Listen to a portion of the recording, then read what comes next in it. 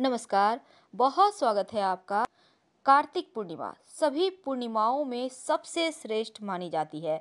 मान्यता है कि इस दिन भगवान शिव ने देवलोक पर हाहाकार मचाने वाले त्रिपुरासुर नाम के राक्षस का अंत किया था। उसके वध की खुशी में देवताओं ने इसी दिन दीपावली मनाई थी और हर साल लोग कार्तिक पूर्णिमा के दिन देव दीपावली के रूप में मनाते हैं। हमारे हिंदू धर्म के अनुसार इसी दिन भगवान विष्णु ने मत्स्यावतार भी लिया था और इस दिन गंगा समेत सभी पवित्र नदियों में स्नान करना भी पुण्यकारी माना जाता है। ऐसी मान्यता है कि इस दिन हाथ में कुसा, एक प्रकार की घास होती है, लेकर अगर आप स्नान करते हैं तो पुण्य फल में 1000 गुना वृद्धि होती है। कार्तिक पूर्णिमा के मौके पर दीपदान भी करने का विधान है। करेंगे कैसे? सबसे पहले तो किसी भी नदी, तालाब या सरोवर के पास कम से कम एक दीपक जरूर जलाइए और अगर आपके आसपास नदी, तालाब नहीं है तब ऐसे में आप अपने घर के मुख्य दरवाजे पर जलाएं और पास के किसी भी मंदिर में एक दिया जरूर जलाइए। हिंदू कैलेंडर के अनुसार 8वें महीने का नाम कार्तिक मास है और इस पूर्णिमा के दिन बहुत ही खास चूंकि माना जाता है, माँ लक्ष्मी इस दिन भगवान विष्णु को अपने साथ पृथ्वी लोक से देवलोक ले जाती हैं। तो कार्तिक पूर्णिमा का इस बार शुभ मुहूर्त रहेगा 12 नवंबर 2019 को। हालांकि पूर्णिमा तिथि मनाई जाएगी लेकिन पूर्णिमा 11 नवंबर को शाम 6:02 से ही शुरू हो जाएगी और समाप्त होगी 12 नवंबर को शाम 7:04 पर। वैसे तो इस दिन रात के समय भगवान विष्णु और माँ लक्ष्मी की पूजा जरूर करना चाहिए और सत्यनारायण भगवान की कथा पढ़नी भी चाहिए और सुननी भी चाहिए। भगवान विष्णु और माँ लक्ष्मी की अगर संभव हो तो कपूर जलाकर आरती करें या फिर आप चाहें तो चंद्रमा को अर्घ्य दे सकते हैं। इससे आपका चंद्र मजबूत होता है। घर के अंदर और घर के मुख्य दरवाजे पर दीपक जरूर जलाइए और घर के सभी सदस्य मिलकर एक साथ इस दिन भोजन करें, प्रसाद भी ग्रहण करें। इस दिन दान करने का अत्यंत शुभ विधान माना जाता है। कहा जाता है अगर इस दिन आप गरीब व्यक्ति को भोजन कराते हैं या फिर चावल का दान करते हैं तो ये महादान कहलाता है और माँ लक्ष्मी बहुत प्रसन्न होती हैं। कार्तिक पूर्णिमा की कथा, जिसके बिना ये पूर्णिमा अधूरी है। तो आइए हम कथा आपको सुनाते हैं। पौराणिक कथा के अनुसार तारकासुर नाम का एक राक्षस था।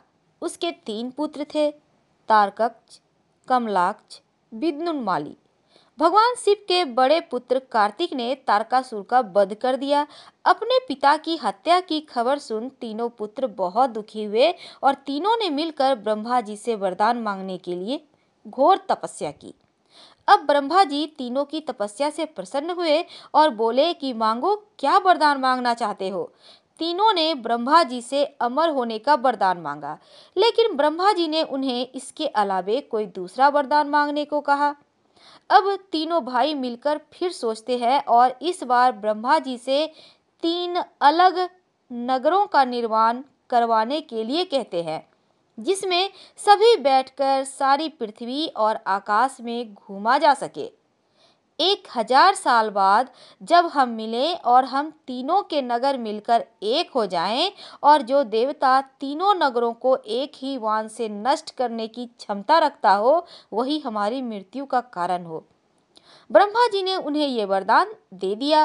अब तीनों वरदान पाकर बहुत खुश हुए और ब्रह्मा जी के कहने पर मय दानव ने उनके लिए 3 नगरों का निर्माण किया।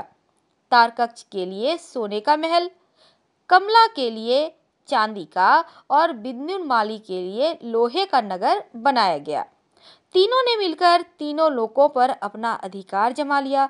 अब इंद्रदेव तीनों राक्षसों से भयभीत हुए और भगवान शंकर की शरण में चले जाते हैं। इंद्र की बात सुन भगवान शिव ने इन दानवों का नाश करने के लिए एक दिव्य रथ का निर्माण किया। इस दिव्य रथ की हर एक चीज देवताओं से बनी। चंद्रमा और सूर्य रथ के पहिए बने। इंद्र, वरुण, यम और कुबेर रथ के चाल घोड़े बने। हिमालय धनुष बने और शेषनाग प्रत्यंचा बने। भगवान शिव खुद बाण बने और बाण की नोक बने अग्निदेव। इस दिव्य रथ पर सवार हुए खुद भगवान शिव। भगवानों से बने इस रथ और तीनों भाइयों के बीच भयंकर युद्ध हुआ। जैसे ही ये तीनों रथ के एक सीध में आ गए, भगवान शिव ने बाण छोड़ तीनों का नाश कर दिया। इसी वध के बाद भगवान शिव को त्रिपुरारी कहा जाने लगा और यह वध कार्तिक मास की पूर्णिमा के दिन हुआ था। इसीलिए इस दिन को त्रिपुरारी पूर्णिमा के नाम से भी जाना जाता है। शरद पूर्णिमा से लेकर कार्तिक पूर्णिमा तक ये जो एक महीने का समय है, ये बहुत ही पवित्र समय है। पूरे साल इस समय का हम इंतज़ार करते हैं। श्रावण मास और कार्तिक मास, इन दोनों मासों का कुछ अलग ही महत्व है। इस मास में बहुत तरह के नियम पालन किए जाते हैं। कुछ ऐसे काम हैं जो नहीं किए जाते, कुछ ऐसी चीज़ें हैं जो नहीं खाई जाती। कहा जाता है कार्तिक मास में जब तक पूजा हवन दान करने से जो व्यक्ति लगा रहता है, हमेशा ही सुखी रहता है। कुछ नियमों का पालन तो जरूर करना चाहिए, जैसे कि कार्तिक महीने में दीप दान करने से परिवार के सभी सदस्यों के जीवन में जो अंधकार रूपी परेशानी है वो समाप्त होती है। अब दीपदान कहाँ करेंगे? अगर आप कार्तिक में स्नान करते हैं पवित्र नदी सरोवर में तो अच्छी बात है, शाम के समय एक दिया जरूर जलाएं या पास के किसी मंदिर में जरूर जलाएं। तुलसी जी का बहुत महत्व है, तो आज के दिन से ही पूरे कार्तिक के महीने तक तुलसी जी की सेवा करें। तुलसी में जल डालें, दीपक जलाएं, पुष्प अर्पित करें, तुलसी मैया का पूजा करना ना भूलें। और पूरे 30 दिनों तक बहुत सारे नियमों का पालन करना चाहिए, जैसे कि 30 दिनों में आप तेल मत लगाइए। कार्तिक मास में तेल नहीं लगाना चाहिए, सिर्फ नरक चतुर्दशी के दिन उपटन लगाइए, तेल लगाइए, स्नान कीजिए, बाकी दिनों में बिल्कुल भी नहीं। और दाल नहीं खानी चाहिए कार्तिक के महीने में। उड़द, मसूर, सरसों के दाने नहीं खाने चाहिए, नहीं तो आपके आर्थिक जीवन में बाधाएं आती है। जहाँ तक संभव हो ब्रह्मचर्य का पालन करें। अगर पालन नहीं करते हैं तो पति पत्नी और संतान भी उनको भी दोष लगता है, यानी संयम से रहें। नहीं भी व्रत करते हैं तो कम से कम झगड़े, लड़ाई, वाद विवाद जैसी चीज़ें ना करें, जिससे कि घर में कलह कलेश हो और माता लक्ष्मी जो आने वाली हैं वो भी रूठ कर चली जाएं। वैसे तो इन दिनों में कार्तिक के महीने में बैगन नहीं खाना चाहिए, क्योंकि बैगन अशुद्ध है और कार्तिक में बैगन नहीं खाया जाता है। और इस समय आप दूध, दही, पनीर इन चीज़ों का सेवन कर सकते हैं, लेकिन बैगन, मसूर की दाल और मूली, इन चीज़ों का दाल, कोई भी दाल है, इसका सेवन कम से कम करें या ना करें तो और भी अच्छा है। अचार, उसका भी सेवन ना करें। कलाई का दाल का सेवन ना करें। और साथ ही मांस, मदिरा, लहसुन, प्याज तो बिल्कुल भी ना खाएं। अगर पूरे महीना आप नहीं कर पाते हैं तो कम से कम पूर्णिमा तिथि, 5 दिन जो महापर्व है, धनतेरस से लेकर भैया दूज तक, उन दिनों में छठ व्रत है। पूरा कार्तिक का महीना तो व्रत त्यौहार से भरा पड़ा है। तो भला इन चीज़ों का नहीं भी आप सेवन करते हैं तो जीवन में खुशियाँ ही आएंगी, तकलीफ तो नहीं आएंगी। तो कार्तिक के महीने में, पूरे महीने में बैगन नहीं खाया जाता। साथ ही आप पूर्णिमा तिथि के दिन भी आप ना ही खाएं तो अच्छा है। और खासकर उड़द की दाल, चना, मसूर, मूंग, मटर, ऐसे अनाज जिसको 2 भागों में बांटा जा सके, यानी 2 भाग में बटे हों, उसका सेवन नहीं किए जाते हैं।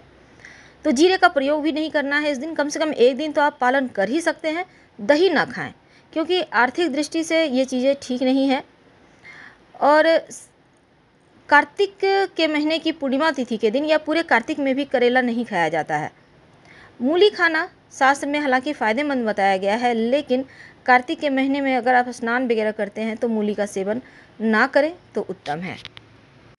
और ख़ासकर पूर्णिमा तिथि के दिन आप कुछ चीज़ें ऐसी है जो बिल्कुल भी नहीं खाना है, जैसे कि तिल का तेल, लाल रंग का साग, ये सभी चीज़ें पूर्णिमा तिथि के दिन नहीं खाना चाहिए और इस चीज़ों से आपको परहेज करना है। लाल रंग का साग और तिल का तेल आपको प्रयोग नहीं करना है। लेकिन इस पूर्णिमा को क्या खाना चाहिए? पहला तो आंवला, दूसरा, आप इस पूर्णिमा तिथि के दिन चावल की खीर बनाइए और माँ लक्ष्मी को भोग लगाइए और प्रसाद के रूप में खाइए। अगर आप पूर्णिमा तिथि के दिन पालन करते हैं, चावल नहीं खाते हैं, तो अगले दिन खाइएगा। तो हम आपसे विदा लेते हैं। जानकारी अच्छी लगे तब लाइक कर सब्सक्राइब करें, अपनों से शेयर करें। फिलहाल विदा लेते हैं। हर हर महादेव। कमेंट में ज़रूर लिखिएगा। धन्यवाद। हम फिर मिलेंगे।